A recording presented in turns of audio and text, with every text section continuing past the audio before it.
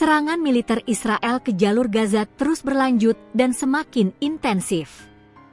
Dalam sebulan terakhir, lebih dari 1.000 bangunan di permukiman Zaytoun dan Sabra, kota Gaza, dilaporkan hancur akibat gempuran pasukan Israel.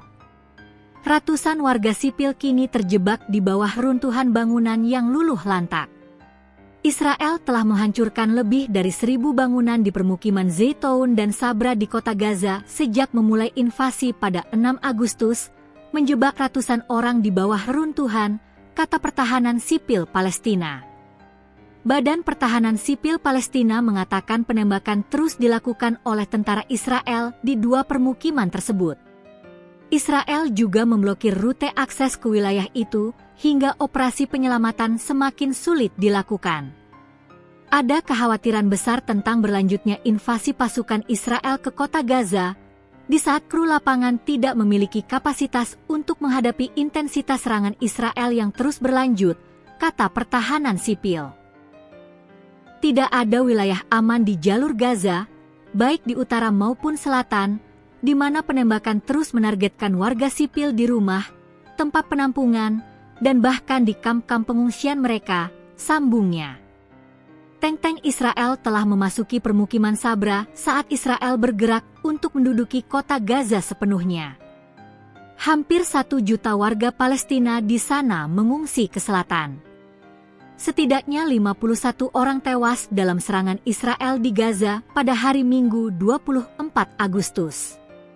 Jumlah korban tewas ini termasuk 27 orang di kota Gaza dan 24 pencari bantuan. Kementerian Kesehatan Gaza mengatakan 8 orang lagi meninggal karena kelaparan yang disebabkan oleh Israel seiring meningkatnya kelaparan di daerah kantong tersebut. Sejauh ini tercatat jumlah kematian akibat malnutrisi menjadi 289 orang, termasuk 115 anak-anak, sejak perang dimulai. Kementerian Dalam Negeri Gaza memperingatkan rencana Israel untuk menggusur paksa penduduk dari kota Gaza dan kegubernuran utara, mendesak warga untuk tidak meninggalkan rumah mereka meskipun terjadi pemboman besar-besaran. Kementerian tersebut mengimbau penduduk untuk tetap tinggal di komunitas mereka, atau jika terancam, untuk pindah hanya ke daerah-daerah terdekat daripada pindah ke selatan.